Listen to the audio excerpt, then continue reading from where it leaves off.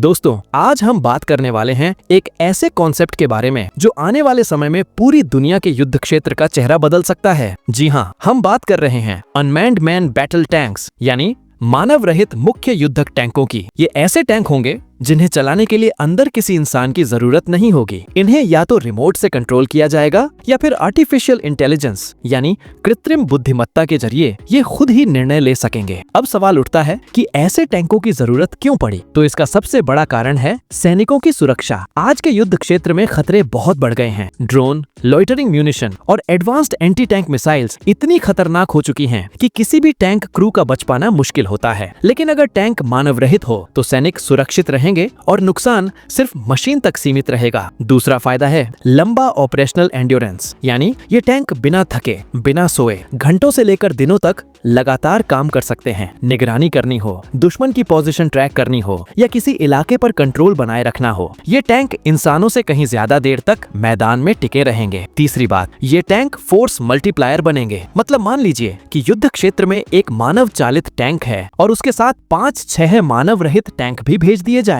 अब ये सारे मिलकर दुश्मन पर धावा बोलेंगे। ऐसे में दुश्मन पर संख्या और गति दोनों का दबाव पड़ेगा और जीत की संभावना बढ़ जाएगी। भविष्य के युद्ध क्षेत्र में ड्रोन स्वॉर्म, इलेक्ट्रॉनिक वॉरफेयर और एआई आधारित फैसले हावी होंगे। ऐसे माहौल में पारंपरिक टैंक उतनी तेजी से प्रतिक्रिया नहीं कर पाएंगे जितना एक एआई आधारित मानव रहित टैंक कर सकता है। अब जरा दुनिया के कुछ उदाहरण देखते हैं। रूस ने उरान 9 नाम का रोबोटिक टैंक बनाया है। इसमें auto cannon, anti tank missile और फ्लेम थ्रोवर लगे हैं। हालांकि इसे सीरिया में कई दिक्कतें आईं, लेकिन यह पहला कदम था। चीन ने अपने टाइप 59 टैंक को मानव रहित वर्जन में बदलकर पेश किया है। अमेरिका अपने नेक्स्ट जनरेशन कॉम्बैट व्हीकल और ऑप्शनली मैनेड फाइटिंग व्हीकल प्रोग्राम के जरिए आगे बढ़ रहा है। इजराइल का कार्मेल प्रोग्राम भविष्य में एआई और 360 डिग्री सिचुएशनल अवेयरनेस से लैस टैंक लाने की दिशा में है। भारत की बात करें तो डीआरडीओ और कई प्राइवेट कंपनियां अनमैन्ड ग्राउंड व्हीकल पर काम कर रही हैं। फिलहाल ये ज्यादातर निगरानी और सीमित युद्धक कामों में इस्तेमाल हो रहे हैं, लेकिन भविष्य में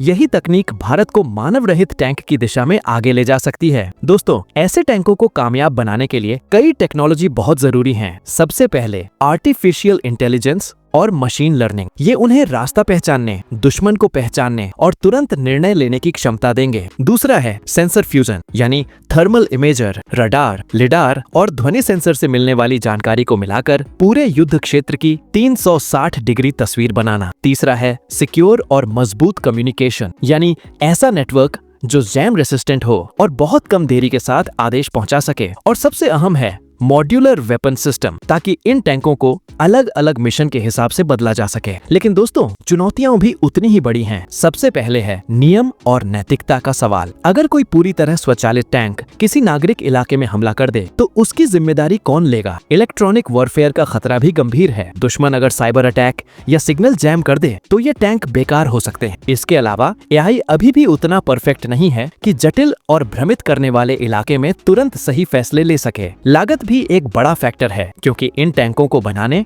और बनाए रखने में काफी खर्च आएगा। तो कुल मिलाकर तस्वीर यह बनती है कि आने वाले समय में मानव रहित टैंक पारंपरिक टैंकों की जगह पूरी तरह नहीं लेंगे, बल्कि दोनों साथ साथ काम करेंगे। पहले ऑप्शनली मैनेड, यानी जरूरत पड़ने पर मानव चालक वाले टैंक आम होंगे। फिर धीरे धीरे पूरी तरह मानव रहित टैंक युद्ध क्षेत्र में दिखाई देंगे। भारत जैसे देश के लिए, जहां आत्मनिर्भर भारत और सेनाओं के आधुनिकीकरण पर जोर है, मानव रहित मुख्य युद्धक टैंक में निवेश करना एक स्मार्ट कदम साबित हो सकता है। इससे न केवल हमारी आर्मी भविष्य के लिए तैयार होगी, बल्कि भारत तकनीकी रूप से भी उन देशों की कतार में आ जाएगा जो अगली पीढ़ी के युद्धक हथियार बना रहे हैं।